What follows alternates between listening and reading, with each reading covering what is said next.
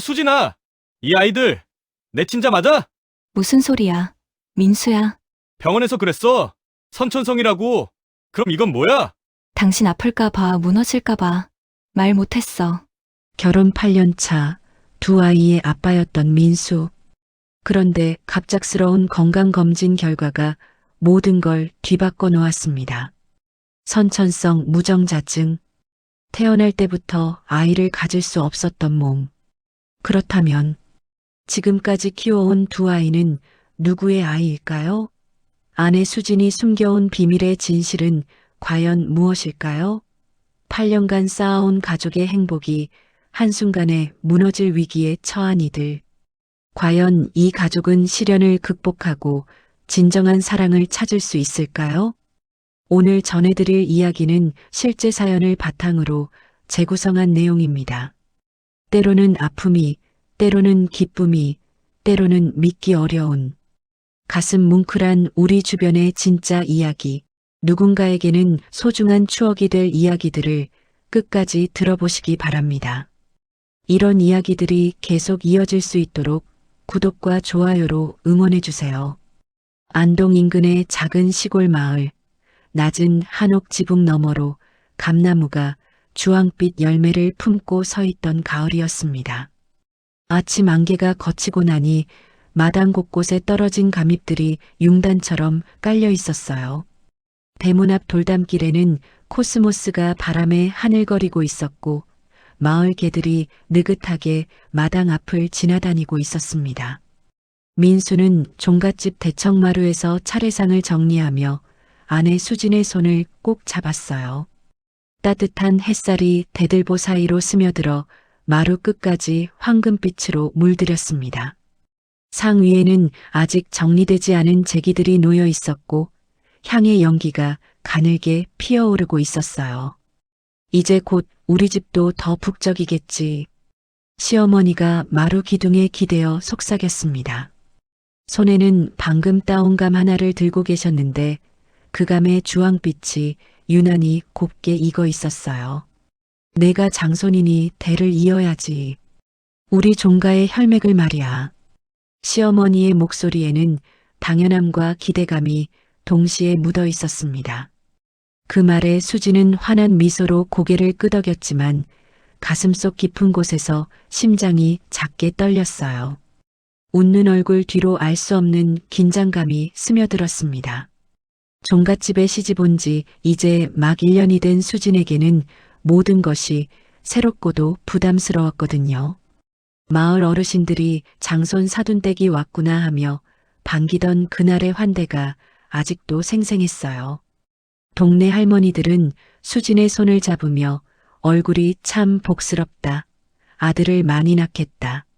종가 며느리감이구나 하고 연신 칭찬해 주셨죠. 그때는 그런 말들이 단순한 덕담처럼 들렸는데 지금은 무게가 다르게 느껴졌습니다. 마당 한쪽 평상에서는 민수의 작은아버지들이 모여 앉아 막걸리를 마시며 담소를 나누고 계셨어요. 민수야, 너도 이제 어엿한 종손이니까 책임감을 가져야 한다. 옛날과 달리 요즘 젊은이들은 아이 갖기를 자꾸 미루던데 너희는 그러면 안 되지.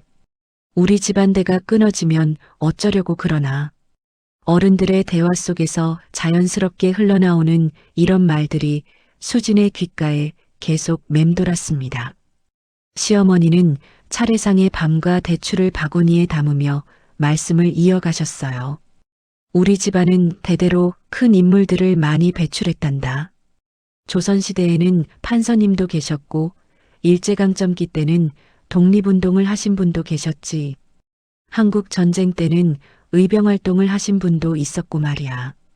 그런 훌륭한 혈통을 이어가는 게 얼마나 소중하고 중요한 일인지 알겠지? 수지는 고개를 끄덕이며 들었지만 그 역사의 무게가 점점 어깨를 짓누르는 것 같았어요. 점심시간이 되자 온 가족이 사랑채 큰 방에 모여 앉았습니다. 시어머니가 직접 끓인 된장찌개에서는 구수한 냄새가 피어올랐고 김치와 나물들이 상에 정갈하게 올랐어요. 갓 지은 보리밥의 윤기가 반찬들과 어우러져 푸짐한 한상을 이뤘습니다. 수진아, 많이 먹어라. 몸을 튼튼히 해야 건강한 아이를 낳지. 민수의 큰 고모가 수진의 그릇에 반찬을 가득 담아주며 말했어요. 그러게 말이야. 요즘 젊은 아낙네들은 너무 말라서 아이 낳기가 힘들다던데 수진이는 그래도 건강해 보이니까 다행이야. 작은 고모도 거들었습니다. 가족들의 시선이 모두 수진에게 집중됐어요. 따뜻한 관심이었지만 동시에 상당한 부담이기도 했습니다. 식사 후 마당에서는 민수 사촌형들의 자녀들이 뛰어놀고 있었어요. 6살과 8살 된 남매가 술래잡기를 하며 웃음소리를 터뜨렸습니다. 할머니는 그 모습을 보며 흐뭇한 미소를 지으셨죠. 우리 민수도 빨리 아이를 낳아야 마당이 더 시끌벅적하겠다. 아이들 웃음소리만큼 좋은 게 어디 있겠니? 아이들의 맑은 웃음소리가 한옥 처마 끝까지 퍼져나갔습니다. 해가 기울어갈 즈음 민수와 수지는 서울로 돌아가기 위해 짐을 챙겼어요. 시어머니는 감과 사과 그리고 집에서 담근 김치를 큰 보따리에 싸주셨습니다. 도시에서는 이런 거 구하기 힘들지. 잘 챙겨 먹고 몸 건강히 지내거라. 작별 인사를 나누며 대문을 나서는 수진의 어깨에 시어머니의 손이 살짝 올려졌어요. 수진아, 우리 기대가 크니까 부담 갖지 말고 자연스럽게 해라. 서울로 돌아가는 KTX 안에서 수진은 창밖 풍경을 바라보며 깊은 생각에 잠겼어요.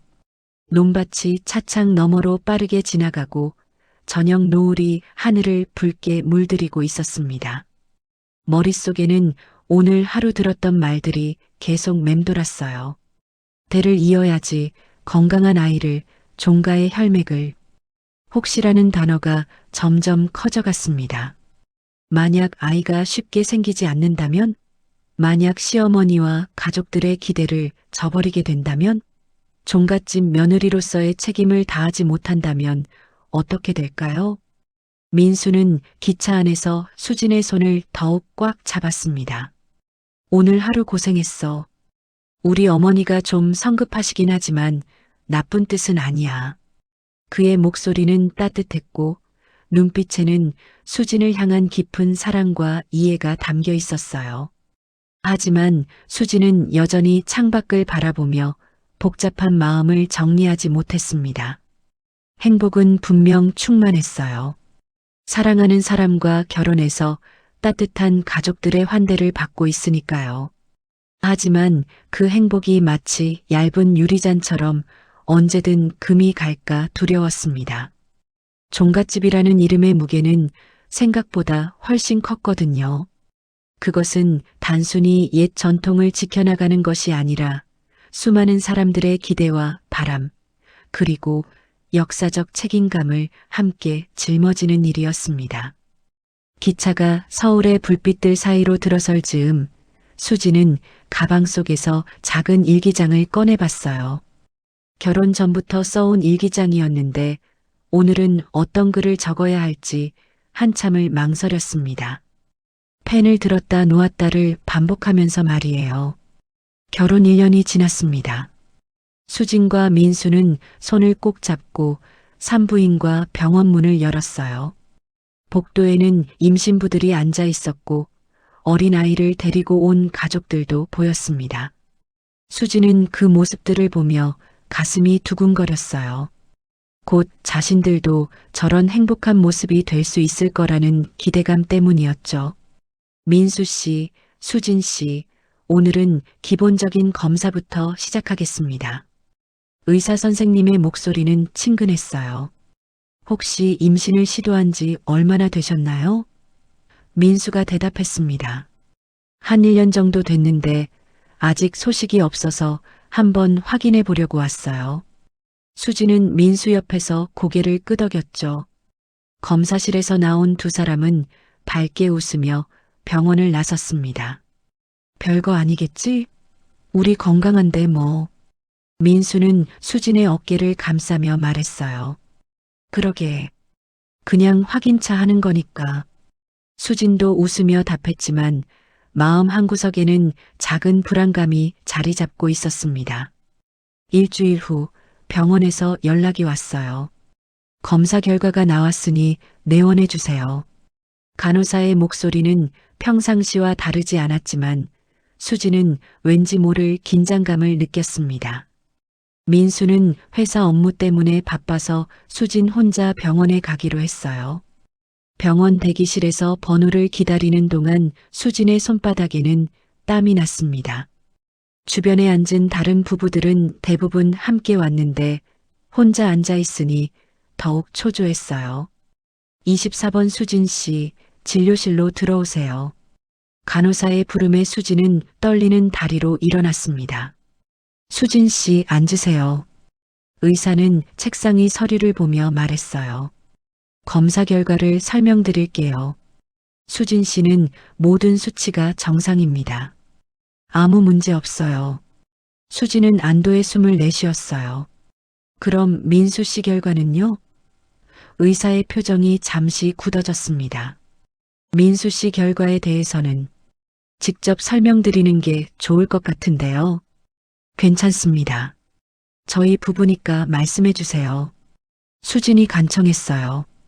의사는 잠시 망설이다가 입을 열었습니다. 민수 씨는 무정자증으로 진단됩니다. 정자가 전혀 생성되지 않는 상태예요. 선천적인 경우가 대부분이고 그 순간 수진의 머릿속이 하얗게 변했어요. 그럼 아이를 가질 수 없다는 뜻인가요? 수진의 목소리가 떨렸습니다. 자연 임신은 불가능합니다. 하지만 다른 방법들이 있어요. 정자 기증을 받는 방법이나 의사의 설명이 계속되었지만 수진은 제대로 듣지 못했어요. 머릿속에는 시어머니의 목소리만 계속 맴돌았습니다.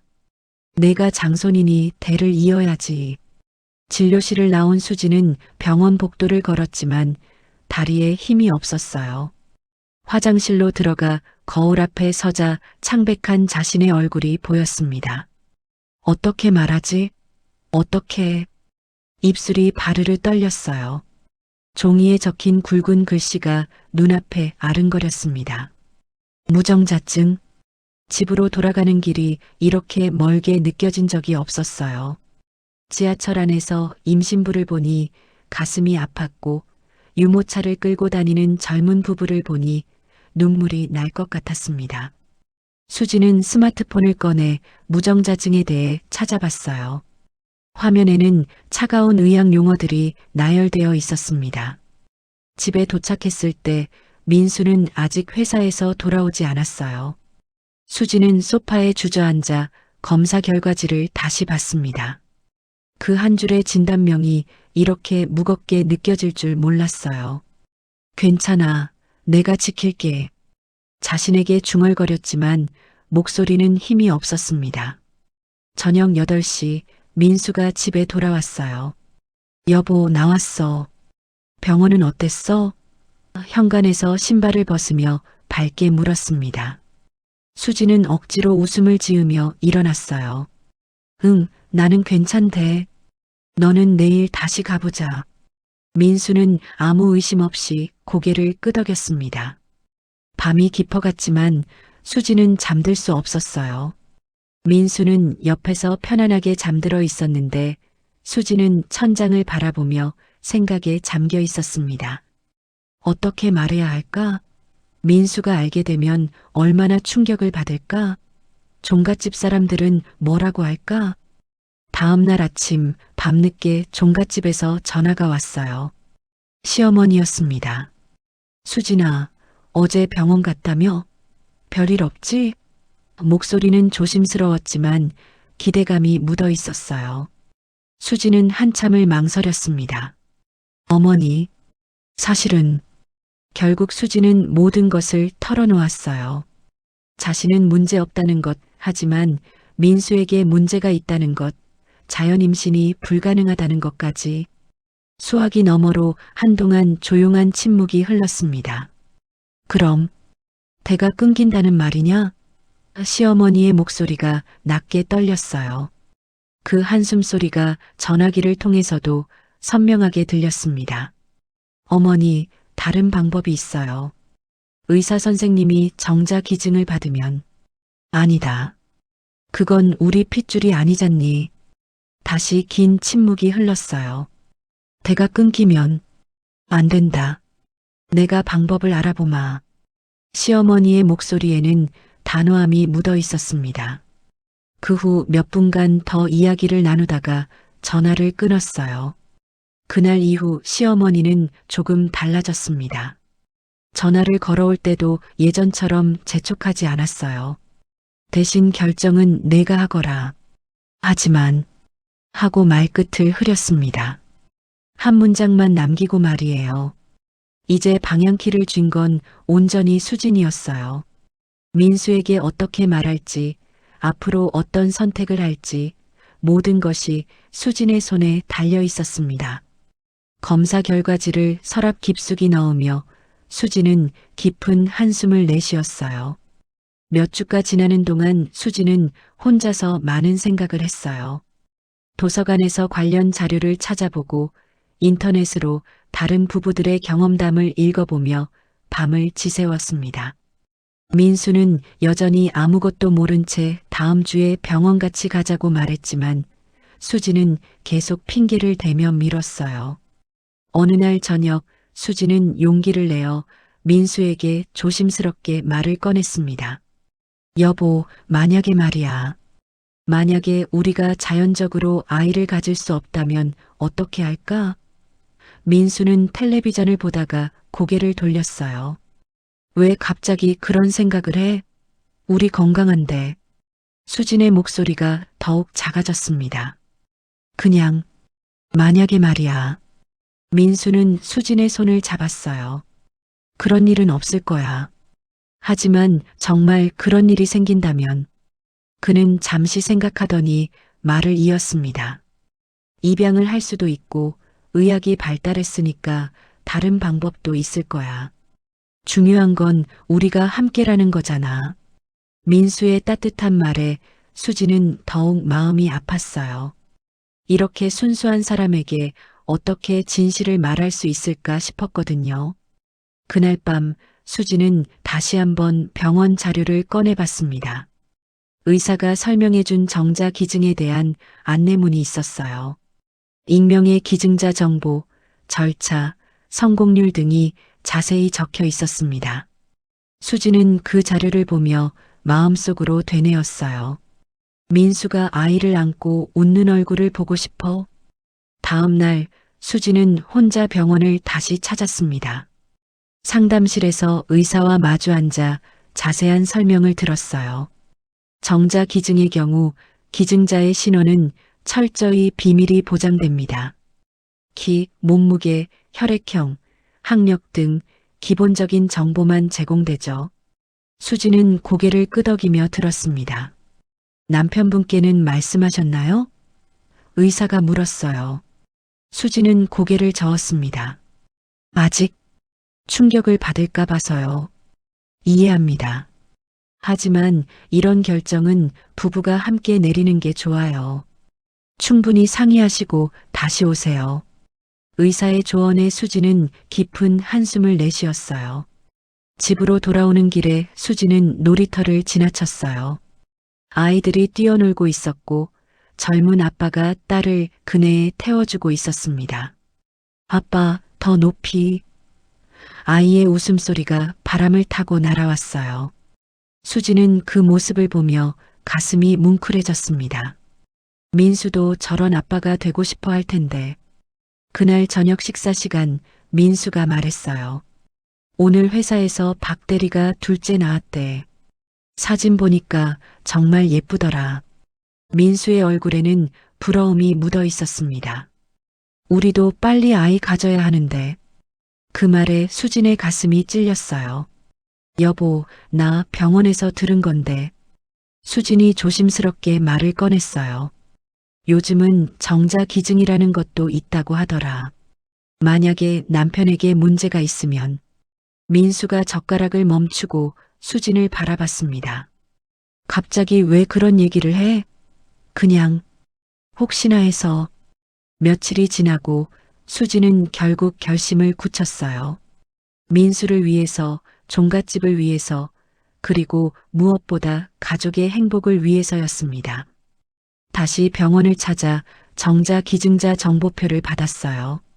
여러 명의 기증자 프로필이 적혀 있었는데 수진은 민수와 비슷한 체형과 혈액형을 가진 사람을 골랐습니다.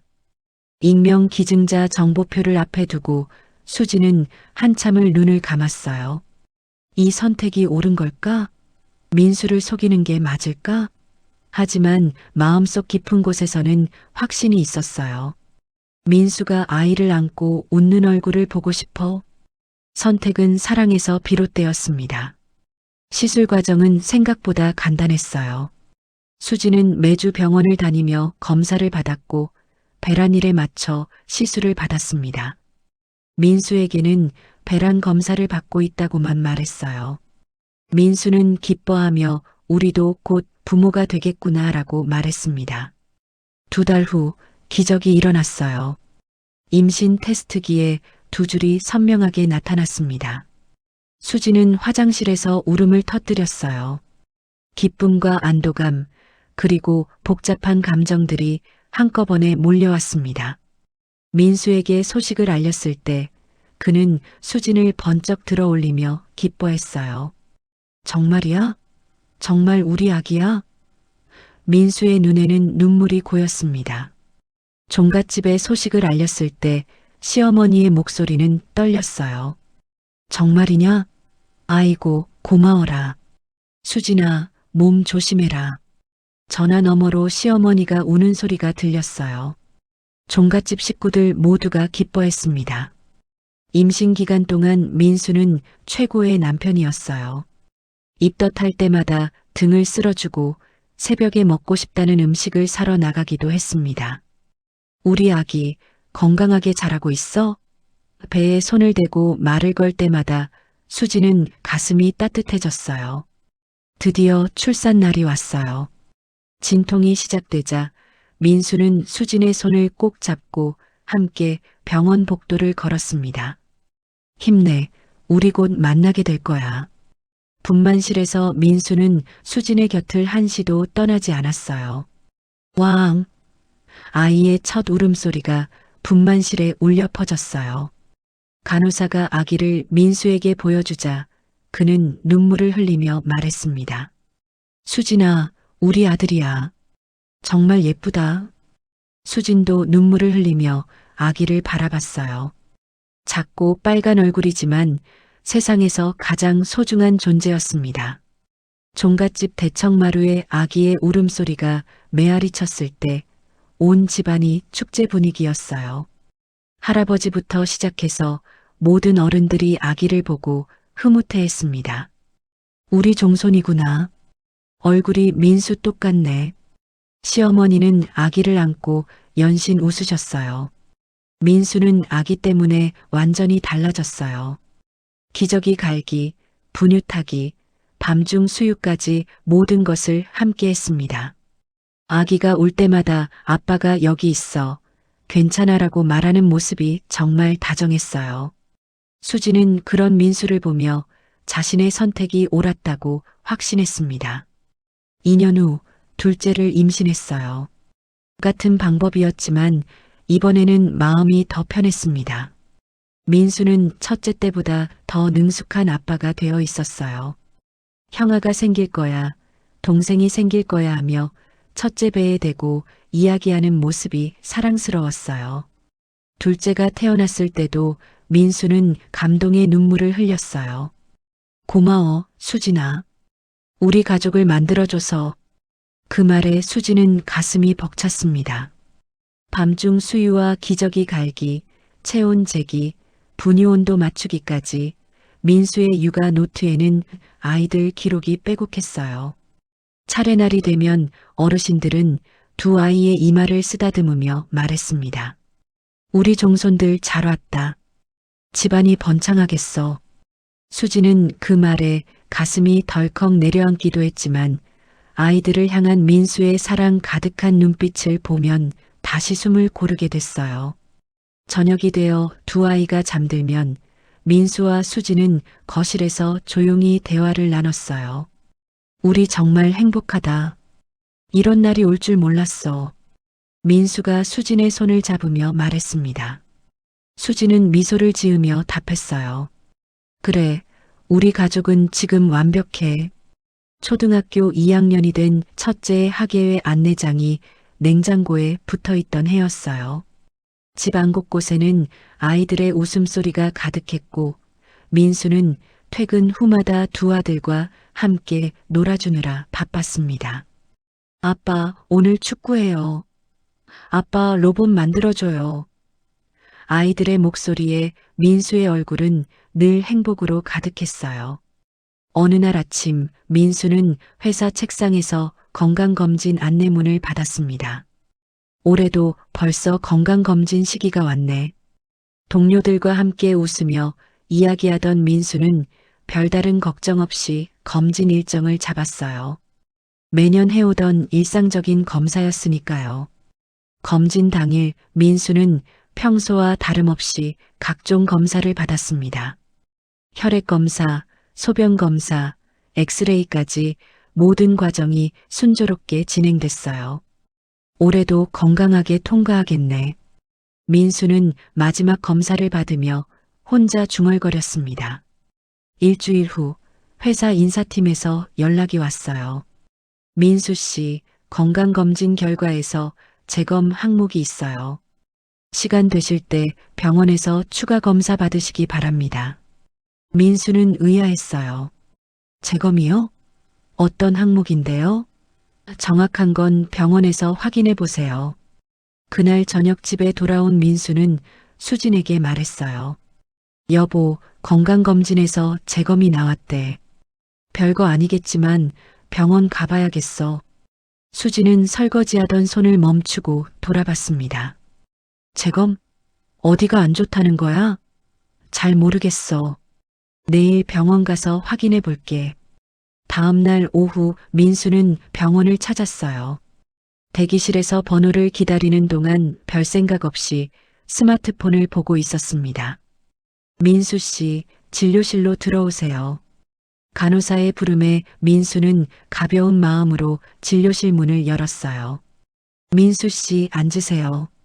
의사의 표정이 평소와 달리 진중했습니다. 이번 건강검진에서 정액 검사 결과에 이상이 발견됐습니다. 민수는 고개를 갸우뚱했어요. 정액 검사요? 그런 검사도 했나요? 네, 기본 검진 항목 중 하나입니다. 다시 한번 정밀 검사를 해보겠습니다. 일주일 후 두 번째 검사 결과도 같았어요. 의사는 검사지를 보며 담담히 말했습니다. 민수 씨, 선천성 무정자증으로 보입니다. 정자가 전혀 생성되지 않는 상태예요. 지금도 그렇고 그때도 마찬가지였을 겁니다. 그때도 그 단어 하나가 민수의 귓속을 긁었어요. 그때도라니요? 무슨 말씀이세요? 선천성이라는 건 태어날 때부터라는 뜻입니다. 지금 갑자기 생긴 게 아니라 원래부터 그랬다는 거죠. 의사의 설명에 민수의 머릿속이 복잡해졌습니다. 그럼 제가 아이를 가질 수 없다는 건가요? 민수의 목소리가 떨렸어요. 자연 임신은 불가능합니다. 하지만 현대의학으로는 여러 방법이 있죠. 정자 기증을 받거나. 의사의 말이 계속 이어졌지만 민수는 제대로 들리지 않았어요. 병원을 나온 민수는 주차장에서 한참을 앉아 있었어요.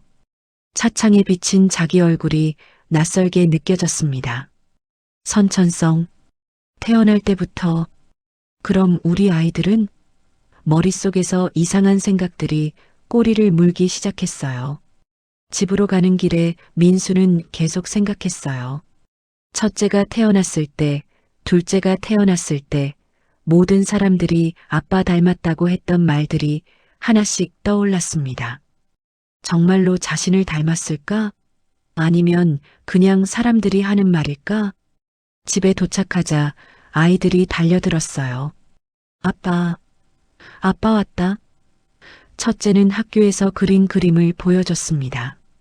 종이에 크레파스로 그린 네 식구 그림이었어요. 아빠가 가운데 서 있고 아빠 손을 잡은 두 아이 그리고 엄마가 환하게 웃고 있는 모습이었습니다. 아빠, 이거 봐. 우리 가족이야. 첫째가 신나게 말했어요. 민수는 웃음을 지으려 했지만 얼굴이 굳어갔습니다. 그림 속 아빠의 손이 유난히 크게 그려져 있었어요. 아이는 아빠의 손을 그렇게 크고 든든하게 기억하고 있었습니다. 저녁 식사 시간 민수는 평소처럼 행동하려 노력했어요. 하지만 아이들을 볼 때마다 이상한 감정이 들었습니다. 내 아이가 맞을까? 그런 생각이 머릿속에서 떠나지 않았어요. 수지는 민수의 표정이 어둡다는 걸 눈치챘지만 묻지 않았습니다. 밤이 깊어져도 민수는 잠들 수 없었어요. 베란다로 나가서 빨래 건조대를 바라봤습니다. 아이들의 작은 양말들이 줄에 걸려 있었어요. 하루 종일 띄워놓은 흔적이 묻은 양말들, 민수가 매일 저녁 손으로 빨아준 양말들이었습니다. 그 양말들을 볼 때마다 마음속에 살얼음이 깔렸어요. 만약에 정말로 생각이 꼬리를 물고 이어졌습니다. 지금까지 믿어왔던 모든 것들이 흔들리기 시작했어요. 다음 날 아침 민수는 거울을 보며 자신의 얼굴을 유심히 살펴봤어요. 그리고 아이들의 얼굴과 비교해 봤습니다. 첫째는 눈이 수진을 닮았고 둘째는 코가 자신과 비슷해 보였어요. 아니면 그냥 그렇게 보이고 싶은 걸까요? 회사에 출근한 민수는 일에 집중할 수 없었어요. 동료가 민수야, 오늘 왜 그래? 얼굴이 안 좋아 보이는데 하고 물어봤지만 괜찮습니다라고만 답했어요. 컴퓨터 화면을 보고 있지만 글씨들이 제대로 들어오지 않았습니다. 점심시간에 민수는 혼자 카페에 앉아 생각했어요. 수진에게 말해야 할까? 아니면 혼자만 알고 있어야 할까? 만약 수진이 뭔가 숨기고 있는 거라면? 아니다. 그럴 리 없어. 하지만 정말 그럴 리 없을까? 그날 저녁 집에 돌아온 민수는 수진의 얼굴을 유심히 봤어요. 평상시와 다름없이 저녁을 준비하고 있는 수진의 모습에서 이상한 점을 찾으려 했습니다. 하지만 수진은 늘 그랬듯이 자연스러웠어요. 여보, 오늘 병원 어땠어? 수진이 물었을 때 민수는 잠시 망설였어요. 별거 아니야. 그냥 재검사 한 번 더 받으면 된대. 거짓말이었습니다. 평생 수진에게 거짓말한 적이 없었는데 처음으로 거짓말을 하게 됐어요. 아이들이 잠든 후 민수는 거실에서 혼자 앉아 있었어요. 텔레비전을 켜놓았지만 소리는 들리지 않았습니다. 머릿속에는 의사의 목소리만 계속 맴돌았어요. 선천성 무정자증. 지금도 그때도 그 말이 끝없이 반복됐습니다. 수진이 거실로 나와서 민수 옆에 앉았어요. 무슨 생각해? 아무 생각 안 해. 민수는 시선을 텔레비전에서 떼지 않았습니다. 수진은 민수의 손을 잡으려 했지만 민수는 자연스럽게 손을 빼며 일어났어요. 먼저 잘게. 그날 밤부터 민수는 변하기 시작했어요. 예전처럼 아이들과 놀아주지도 않았고 수진과의 대화도 줄어들었습니다. 마음 한구석에 자리 잡은 의심의 씨앗이 점점 자라나고 있었어요. 민수는 점점 변해갔어요. 처음에는 미묘한 변화였지만 시간이 지날수록 그 변화는 더욱 뚜렷해졌습니다. 예전에는 아이들이 아파 하고 달려들면 기꺼이 안아주곤 했는데 이제는 어색한 미소만 지으며 머리만 쓰다듬어 줄 뿐이었어요. 수진의 귀가가 평소보다 늦으면 민수는 시계를 자꾸 봤습니다. 회식이 이렇게 늦게까지 있나? 혼자 중얼거리며 거실을 왔다 갔다 했어요. 수진이 집에 들어서면 어디 갔었어? 라고 물었지만 대답을 들어도 시원하지 않은 표정이었습니다. 휴대폰 알림음이 울릴 때마다 민수의 얼굴이 굳었어요. 누가 문자를 보냈는지 무슨 내용인지 궁금해하는 것 같았습니다. 수진이 웃으면서 아이들 담임 선생님이 보낸 알림이야 하고 보여줘도 민수는 고개만 끄덕일 뿐이었어요. 무슨 일 있어? 수진이 걱정스럽게 물으면 아니야라는 단답만 돌아왔어요. 예전 같으면 하루 종일 있었던 일들을 재미있게 이야기해주던 민수였는데 이제는 필요한 말만 하고 말았습니다. 저녁 식사 시간도 예전보다 조용해졌어요. 아이들도 아빠의 변화를 느꼈습니다. 아빠, 왜 요즘 안 웃어? 첫째가 순진한 얼굴로 물었을 때 민수는 당황하며 아빠가 언제 안 웃었어? 라고 반문했어요. 하지만 아이의 말이 맞았습니다. 민수는 예전만큼 자주 웃지 않았거든요. 둘째는 민수에게 안기려고 했지만 민수는 어색하게 몸을 피했어요. 아빠 바빠. 나중에 놀자. 아이는 이해하지 못하는 표정으로 엄마에게 갔습니다. 수지는 그런 모습을 보며 가슴이 아팠어요. 도대체 무슨 일이 있었던 걸까요? 어느 저녁 거실 스탠드 불빛 아래에서 민수는 수진의 휴대폰을 바라봤어요. 수진이 샤워하러 간 사이 식탁 위에 놓인 휴대폰이 눈에 들어온 거였습니다. 민수는 그 휴대폰을 들었다 내려놓았다를 반복했어요. 마침내 민수는 휴대폰을 들어 올렸습니다. 화면을 켜보니 잠금이 되어 있었어요. 비밀번호는 알고 있었습니다. 아이들 생일이었거든요. 하지만 손가락이 떨려서 번호를 누르지 못했어요. 이러면 안 되는데 하면서도 의심을 멈출 수 없었습니다. 결국 민수는 휴대폰을 원래 자리에 놓았어요. 하지만 몇 분 후 또다시 들어 올렸습니다. 이번에는 비밀번호를 눌러서 화면을 열었어요. 메시지함을 확인해 봤지만 특별한 건 없었습니다. 어린이집 엄마들 단체방, 학부모 공지사항, 업무 관련 협력 문자들 뿐이었어요. 통화 기록도 확인해 봤습니다. 시어머니, 친정어머니, 직장 동료들, 병원 예약 확인. 평범한 것들만 있었어요.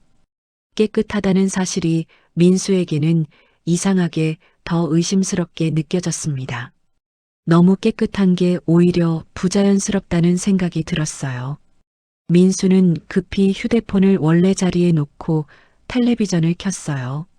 수진이 샤워에서 나왔을 때는 아무렇지 않은 척 TV를 보고 있었습니다. 뭐 보고 있어? 수진이 물었지만 민수는 그냥이라고만 답했어요. 그날 밤 민수는 잠들지 못하고 천장을 바라봤어요. 수진은 옆에서 편안하게 잠들어 있었는데 민수의 머릿속에는 온갖 생각들이 맴돌았습니다. 선천성 무정자증. 그럼 우리 아이들은 정말 내 아이가 맞나? 수진이 뭔가 숨기고 있는 건 아닐까?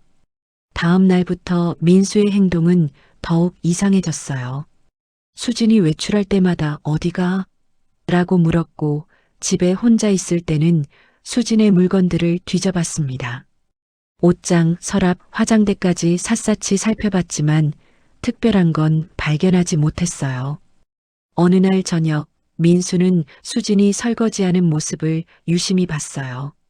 저렇게 자연스럽게 행동할 수 있나? 정말 아무것도 숨기지 않는 걸까? 수진은 평상시와 다름없이 그릇을 닦으며 흥얼거리고 있었습니다. 여보, 요즘 왜 그래? 뭔가 이상해. 수진이 돌아서서 말했어요. 민수는 깜짝 놀라며 왜? 내가 뭐 어떻게 했는데? 예전 같지 않아. 무슨 고민 있으면 말해봐. 수진의 목소리에는 진심 어린 걱정이 묻어 있었어요. 민수는 잠시 망설였습니다. 이때 말해버릴까? 아니면 좀 더 확인해 볼까? 결국 별거 아니야. 회사 일이 좀 복잡해서 그래라고 둘러댔어요. 수지는 고개를 끄덕였지만 여전히 걱정스러운 표정이었습니다. 주말이 되어도 민수의 의심은 계속됐어요. 가족끼리 공원에 갔을 때도, 아이들과 놀아줄 때도 마음 한구석에는 늘 의문이 자리하고 있었습니다. 이 아이들이 정말 내 핏줄일까? 그런 생각이 들 때마다 죄책감이 밀려왔어요. 아이들은 여전히 민수를 따랐어요. 아빠, 같이 축구해요. 아빠, 그네 밀어줘요. 순수한 웃음으로 아빠를 부르는 아이들을 보면서도 민수는 온전히 기쁠 수 없었습니다. 마음속 깊은 곳에서 계속 의심하고 있는 자신이 싫었어요. 어느 날 밤 참을 수 없었던 민수는 결국 수진의 휴대폰을 다시 확인했습니다. 이번에는 더 꼼꼼히 살펴봤어요. 삭제된 메시지는 없는지, 숨겨진 대화방은 없는지. 하지만 여전히 특별한 건 발견할 수 없었어요. 오히려 수진의 휴대폰에서는 민수와 아이들에 대한 사랑이 가득 담긴 사진들만 보였습니다. 아이들의 성장 과정, 가족 여행 사진들, 민수가 아이들과 노는 모습까지. 수진이 얼마나 이 가족을 소중히 여기는지 알 수 있었어요. 그럼에도 불구하고 민수의 의심은 사라지지 않았습니다. 오히려 너무 완벽한 게 이상하다는 생각까지 들었어요. 정말로 아무것도 숨기는 게 없다면 이렇게까지 흔적이 없을 수 있을까요? 며칠이 더 지나고 민수의 행동은 점점 더 노골적이 됐어요. 수진이 누군가와 통화할 때마다 귀를 기울였고 외출해서 돌아올 때마다 어디 갔었는지 자세히 물어봤습니다. 수진은 처음에는 별다른 의심 없이 답했지만 점점 이상하다는 걸 느끼기 시작했어요. 여보, 정말 무슨 일이야? 요즘 너무 이상해. 수진이 더 직접적으로 물었을 때 민수는 화를 냈어요. 뭐가 이상해? 남편이 아내한테 관심 갖는 게 이상한 일이야? 목소리가 평소보다 높아졌습니다. 수진은 당황했어요. 민수가 이렇게 화를 내는 건 정말 드문 일이었거든요. 관심이 아니라 감시 같아. 내가 뭘 잘못했다고 이러는 거야? 수진의 목소리에도 서운함이 묻어 있었어요. 그 순간 고장난 수도처럼 민수의 입에서 말이 새어나왔습니다. 수진아, 이 아이들 내 친자 맞아? 거실에 있던 컵이 바닥에 떨어져 굴러갔어요. 수진의 얼굴이 창백해졌습니다. 아이들 방문이 아주 조금 열리며 두 개의 작은 눈동자가 어둠 속에서 반짝였어요. 아이들이 깨어서 부모의 대화를 듣고 있었던 거예요. 하지만 둘 다 그 사실을 눈치채지 못했습니다. 무슨 소리야, 민수야?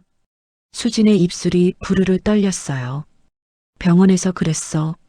선천성 무정자증이라고. 그럼 이건 뭐야? 우리 둘이서만 아는 비밀이 있어야 하는 거 아니야? 민수의 말끝이 갈라졌습니다. 지금까지 사랑의 증거였던 모든 장면들이 순식간에 의심의 증거로 뒤집혀 보였어요. 아이들이 태어났을 때의 기쁨, 첫걸음을 뗐을 때의 감동, 아빠라고 부르던 순간들까지도 이제는 모든 게 의심스러웠습니다. 거실에는 깨진 컵 소리만이 메아리치고 있었어요. 수지는 한참을 말없이 서 있었습니다. 민수의 질문이 공기 중에 떠다니며 두 사람 사이의 공간을 차갑게 만들었어요. 시간이 멈춘 것 같았습니다. 수지는 긴 침묵 끝에 천천히 입을 열었어요. 당신이 아플까 봐서. 목소리가 떨렸습니다. 무너질까 봐서. 말 못했어. 민수는 수진을 바라봤지만 아무 말도 하지 않았어요. 수진은 계속했습니다. 정자은행을 선택했어. 혼자서. 뭐라고? 민수의 목소리가 갈라졌어요. 믿을 수 없다는 표정으로 수진을 바라봤습니다. 정자은행. 그럼 정말로. 말을 끝맺지 못했어요. 수진은 고개를 끄덕였습니다. 종갓집대를 지키고 싶다는 말도, 당신의 기쁨도 다 지키고 싶었어. 민수는 한 걸음 뒤로 물러났어요. 세상이 멀어졌다가 가까워졌다가 했습니다. 머릿속이 하얗게 변하면서 현실감이 사라졌어요. 그럼 난 뭐야? 민수의 목소리는 거의 속삭임에 가까웠습니다. 난 가짜였어? 아니야. 수진이 급하게 말했어요. 당신이 처음이자 마지막이야. 내가 사랑하는 사람은 민수 하나뿐이야. 아이들에게도 아빠는 민수밖에 없어. 수진의 눈에서 눈물이 흘러내렸습니다. 당신을 지키고 싶었을 뿐이야. 피가 안 섞였잖아. 민수가 소리쳤어요. 아이들 방에서 작은 움직임 소리가 들렸지만 두 사람은 눈치채지 못했습니다. 지금까지 내가 뭘 한 거야? 가짜 아빠 노릇을 한 거야? 민수의 얼굴이 일그러졌어요. 수지는 민수에게 다가가려 했지만 민수는 더 뒤로 물러났어요. 당신 혼자 결정한 거야? 나한테는 묻지도 않고? 미안해. 정말 미안해. 수진이 울먹이며 말했습니다. 하지만 당신이 얼마나 아이들을 원하는지 알았잖아. 종갓집 어른들의 기대도. 그건 내가 판단할 일이었어. 민수가 벽을 주먹으로 쳤어요. 내 인생인데 왜 나만 모르게 결정해? 나는 바보였어. 내 아이인 줄 알고 키웠어. 민수의 목소리에는 배신감과 분노가 섞여 있었습니다. 민수는 현관으로 향했어요. 신발을 신으면서도 손이 떨렸습니다. 어디가? 민수야. 수진이 따라왔지만 민수는 돌아보지 않았어요. 현관문을 열려는 그때 작은 손이 민수의 팔을 잡았습니다. 아빠, 가지 마. 첫째가 잠옷 차림으로 서 있었어요. 둘째도 뒤에서 졸린 눈으로 아빠를 바라보고 있었습니다. 아이의 작은 손에서 전해오는 체온이 민수의 팔을 타고 올라왔다가 스르르 미끄러졌어요. 민수는 아이를 내려다봤습니다. 평소 같으면 아이를 안아주었을 텐데 지금은 어떻게 해야 할지 몰랐어요. 아빠는 잠깐 나갔다 올게. 민수의 목소리가 쉰 소리로 나왔습니다. 아이는 여전히 아빠의 팔을 놓지 않았어요. 싫어. 아빠 가지 마. 아이가 울먹였어요. 민수는 조심스럽게 아이의 손을 떼어냈습니다. 엄마랑 있어. 아빠는 곧 돌아올게. 거짓말이었어요. 언제 돌아올지, 정말 돌아올지도 확신할 수 없었거든요. 문을 박차고 나온 민수는 골목길을 걸었어요. 밤 공기가 차가웠지만 열이 난 얼굴에는 시원하게 느껴졌습니다. 발걸음에 목적지는 없었어요. 그냥 집에서 멀어지고 싶었을 뿐이었습니다. 골목 끝 포장마차에서 민수는 혼자 앉았어요. 소주 한 병이요. 따끈한 안주를 시켰지만 아무 맛도 나지 않았습니다. 입에 넣고 씹기는 했지만 무엇을 먹는지도 몰랐어요. 소주를 마셔도 속이 뜨거워질 뿐 마음은 여전히 차갑했습니다. 휴대폰에는 수진의 전화가 계속 걸려왔어요. 민수는 전화를 받지 않았습니다. 문자도 여러 개 와 있었지만 확인하지 않았어요. 대신 학예회 단체 카카오톡방 알림이 수십 개 쌓여 있는 걸 봤습니다. 그 중에는 민수 아버님, 무대 소품 가져다 주셔서 감사합니다라는 감사 인사도 있었어요. 아빠가 아이들 정말 잘 챙겨주시네요 라는 담임 선생님의 칭찬도 보였습니다. 지금까지는 뿌듯했던 메시지들이 이제는 아프게 다가왔어요. 새벽 2시가 넘어서 민수는 근처 찜질방으로 갔어요. 벤치에 웅크리고 앉아 있으니 지나가는 사람들이 신경 쓰인다며 들어가라고 했거든요. 찜질방 로비의 벤치에 앉아서도 잠이 오지 않았습니다. 휴대폰을 다시 꺼내 아이들 동영상을 봤어요. 지난달 학예회에서 두 아이가 아빠 힘내세요를 부르는 영상이었습니다. 무대 위에서 큰 목소리로 노래하는 아이들의 모습이 화면에 가득했어요. 아빠 힘내세요. 우리가 있잖아요. 아빠가 힘들 때면 우리가 도와줄게요. 아이들의 맑은 목소리가 찜질방 구석에서 작게 흘러나왔습니다. 영상 속에서 아이들은 민수를 보며 웃고 있었어요. 그제야 눈물이 터졌어요. 지금까지 참고 있던 모든 감정들이 한꺼번에 쏟아져 나왔습니다. 분노, 배신감, 그리고 사랑. 피가 섞이지 않았다고 해서 지난 몇 년간의 추억이 거짓이 되는 건 아니었거든요. 새벽 5시, 민수는 찜질방 세면대에서 얼굴을 씻었어요. 거울에 비친 자신의 모습이 많이 초췌해 보였습니다. 내가 누구지? 어제까지의 질문이 다른 문장으로 바뀌었어요. 나는 어떤 아빠였지? 밤새 생각해보니 답은 명확했어요. 피가 섞였든 안 섞였든 민수는 좋은 아빠였습니다. 밤중에 아이가 아플 때 병원에 데려갔고 기저귀를 갈아주고 밤새 자장가를 불러줬어요. 그 모든 순간들이 거짓일 수는 없었습니다. 아침 해가 떠오를 즈음 민수는 집으로 돌아가기로 결심했어요. 아직 화는 가시지 않았고 수진에 대한 서운함도 남아 있었습니다. 하지만 아이들은 죄가 없었어요. 그리고 무엇보다 자신에게는 아빠라는 역할이 남아 있었습니다. 아침 7시 민수는 집 앞 골목에 서 있었어요. 하룻밤이 지났을 뿐인데 집이 낯설게 느껴졌습니다. 현관문 앞에서 한참을 망설였어요. 어떤 얼굴로 들어가야 할지, 아이들이 뭐라고 물어볼지 걱정됐거든요. 열쇠를 꽂는 소리에 집안에서 움직이는 기척이 들렸어요. 문이 열리자마자 두 아이가 벌떼처럼 달려들었습니다. 아빠, 아빠 돌아왔다. 아이들이 민수의 다리에 매달렸어요. 첫째는 아빠 어디 갔었어? 걱정했어라고 말하며 민수를 올려다봤습니다. 아빠 냄새. 둘째가 민수의 옷에 코를 파묻으며 웃었어요. 찜질방 비누 냄새와 하룻밤 묵은 냄새가 났을 텐데 아이는 그것도 아빠 냄새라고 좋아했습니다. 민수는 아이들을 바라보며 복잡한 감정에 휩싸였어요. 수지는 부엌 입구에 서 있었어요. 눈이 퉁퉁 부어서 밤새 울었다는 게 한눈에 보였습니다. 머리는 산발이었고 어제 입었던 옷 그대로였어요. 민수와 눈이 마주치자 수지는 고개를 숙였습니다. 아빠 배고파? 첫째가 민수의 손을 잡고 흔들었어요.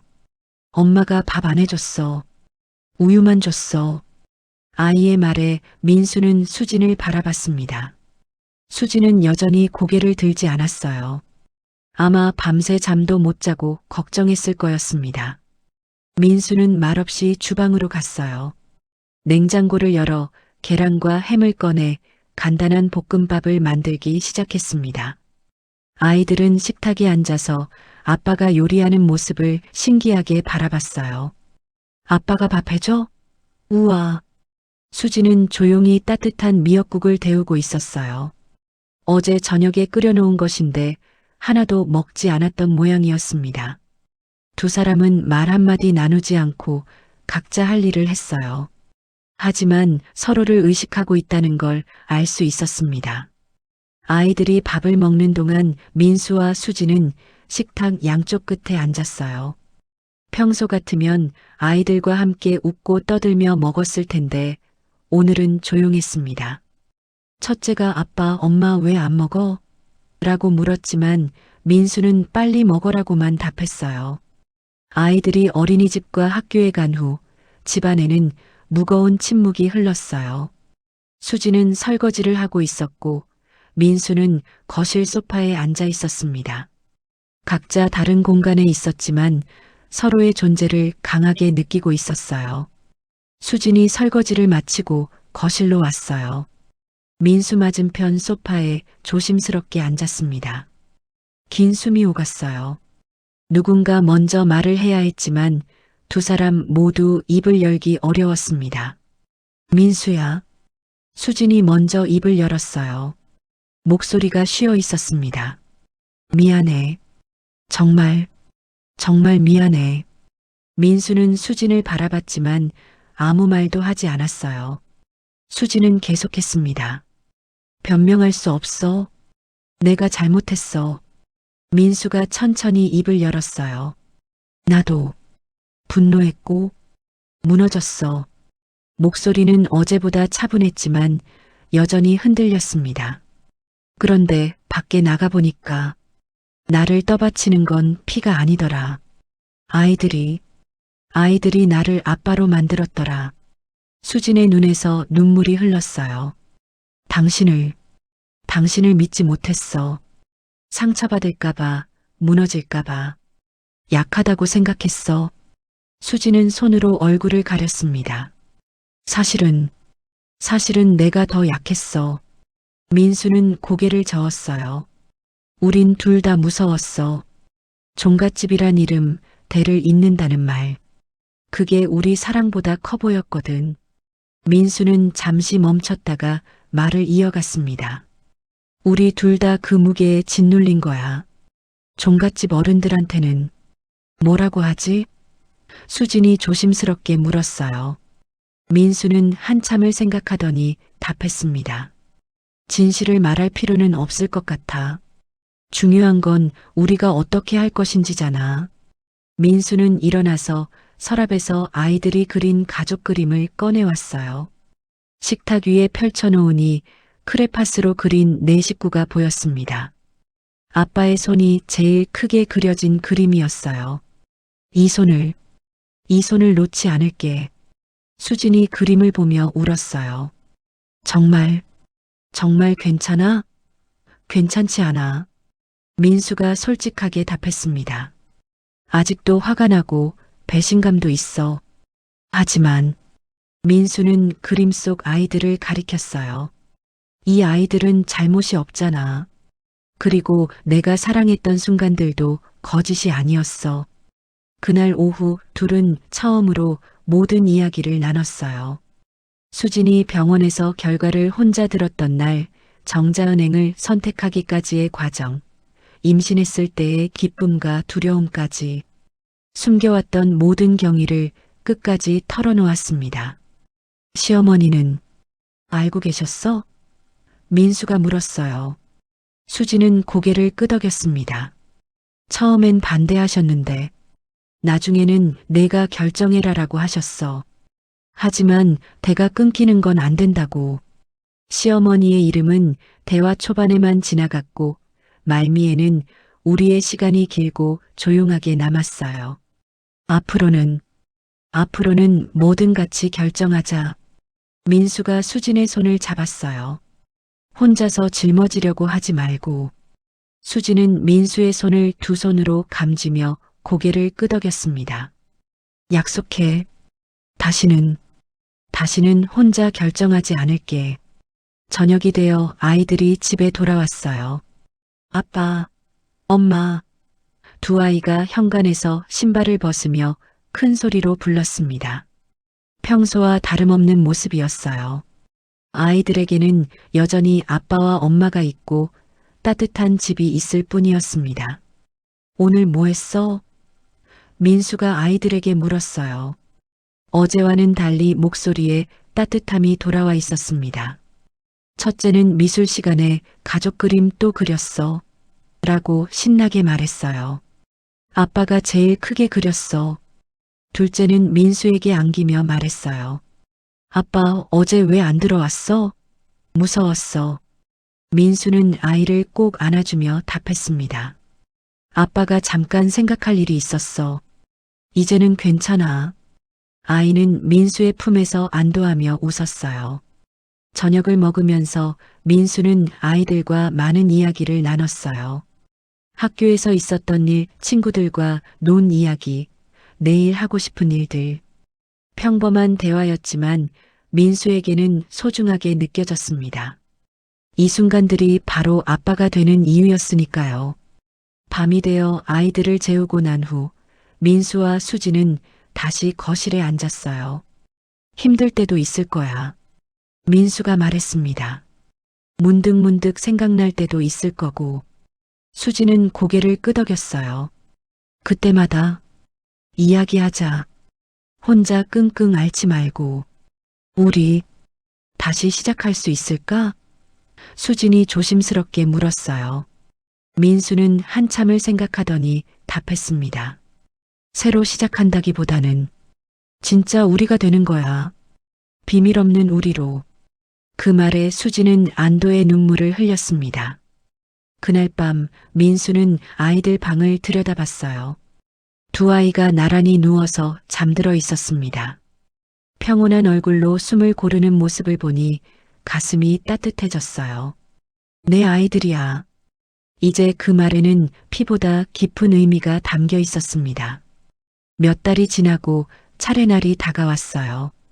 민수는 평소와 달리 준비에 더욱 신경을 썼습니다.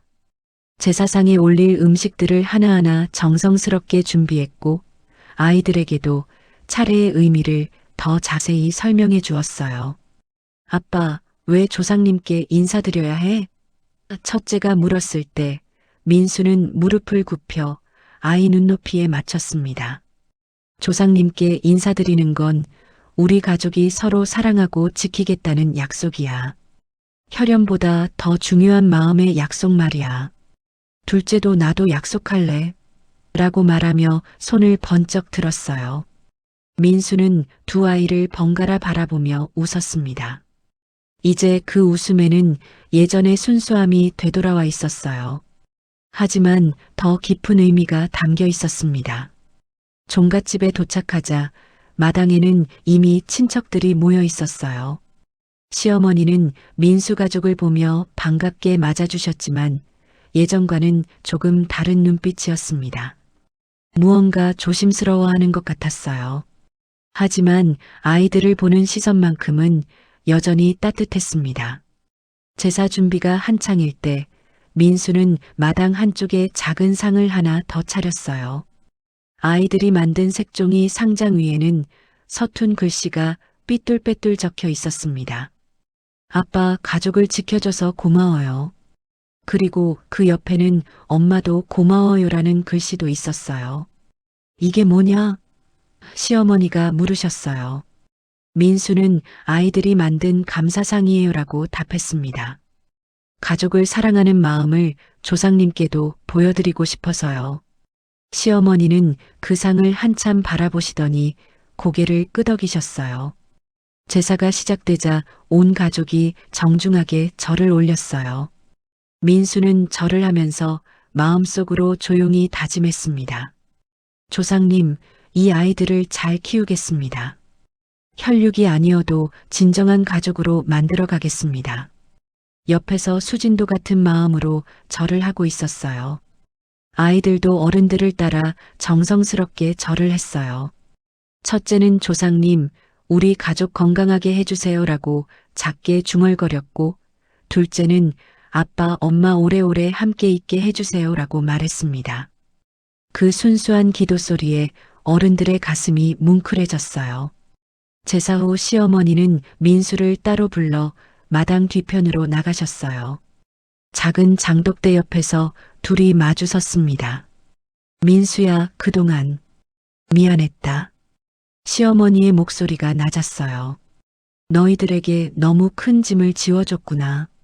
어머니, 민수가 말하려 했지만 시어머니가 손을 들어 막으셨어요. 들어봐. 내가 틀렸어. 대를 잇는다는 게 꼭 피로만 하는 건 아니더라. 너와 수진이 그리고 아이들이 보여주는 사랑이 진짜 대를 잇는 거구나. 시어머니의 눈가에 주름이 더 깊어 보였어요. 민수는 장독대 옆에 핀 노란 국화를 꺾어 작은 꽃병에 꽂았어요. 어머니, 앞으로는 이렇게 하면 어떨까요? 피로만 있는 데가 아니라 마음으로 있는 대로요. 시어머니는 그 국화를 보며 조용히 고개를 끄덕이셨습니다. 그래, 마음으로 있는데. 시어머니가 그 말을 되뇌었어요. 그게 맞는 것 같구나. 내가 너무 옛날 생각에만 사로잡혀 있었나 보다. 그때 마당에서 아이들의 웃음소리가 들려왔어요. 사촌 형들과 함께 술래잡기를 하고 있었습니다. 점심시간이 되자 온 가족이 사랑방에 둘러앉았어요. 시어머니가 직접 끓인 갈비탕이 김이 모락모락 났고 각종 나물과 김치가 상에 가득했습니다. 아이들은 맛있게 밥을 먹으며 어른들에게 학교 이야기를 들려줬어요. 할머니, 나 이번에 그림 대회에서 상 받았어. 첫째가 자랑스럽게 말했어요. 뭘 그렸는데? 시어머니가 물으셨습니다. 우리 가족이요. 아빠가 나랑 동생이랑 손잡고 있는 그림. 아이의 말에 어른들이 모두 웃었어요. 둘째도 지지 않겠다는 듯이 말했어요. 나도 어제 유치원에서 발표했어. 우리 아빠라는 주제로. 뭐라고 발표했는데? 민수가 물었습니다. 아빠는 세상에서 제일 좋은 아빠라고 했어. 둘째의 대답에 민수의 가슴이 따뜻해졌어요. 오후가 되어 서울로 돌아갈 시간이 됐어요. 시어머니는 늘 그랬듯이 여러 가지 음식을 싸주셨습니다. 하지만 이번에는 몸 조심하고 서로 사랑하며 지내거라라는 말씀을 더하셨어요. 예전처럼 빨리 아이 더 가져라라는 말은 없었습니다. 차에 오르기 전 민수는 아이들과 함께 종갓집 마당을 한 바퀴 돌았어요. 여기가 바로 우리의 뿌리야. 할아버지, 할머니들이 살던 곳이고 우리도 이곳과 연결되어 있어. 아이들은 신기한 듯 한옥의 기둥과 처마를 만져봤어요. 아빠, 우리도 나중에 여기 살 거야? 첫째가 물었어요. 민수는 잠시 생각하더니 답했습니다.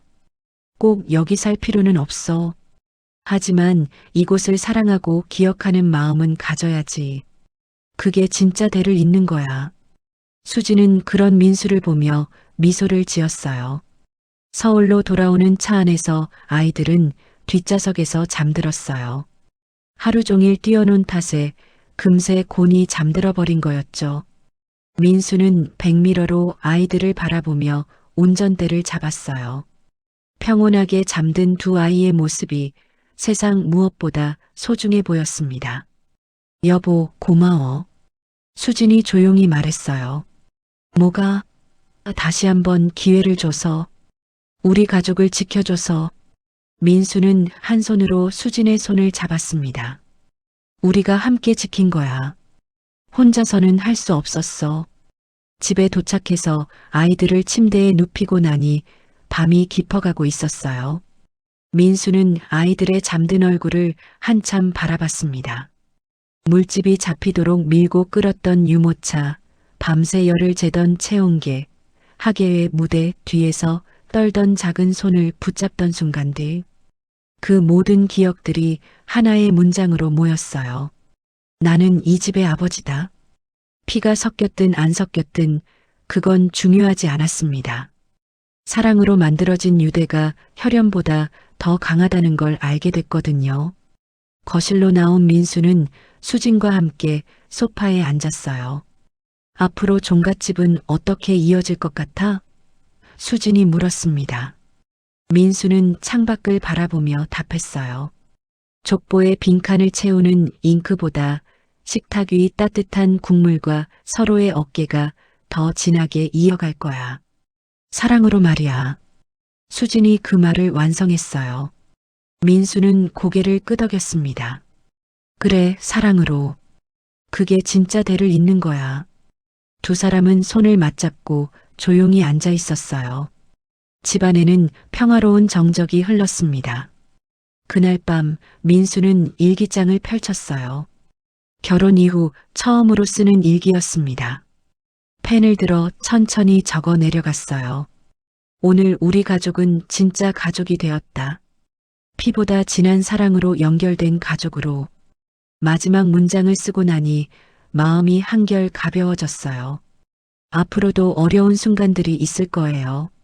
하지만 이제 민수는 확신했습니다. 진정한 가족은 혈연으로 만들어지는 게 아니라 사랑과 관심 그리고 함께 보낸 시간으로 만들어진다는 것을 말이에요. 종갓집의 새로운 역사는 그렇게 써져 나갈 것입니다.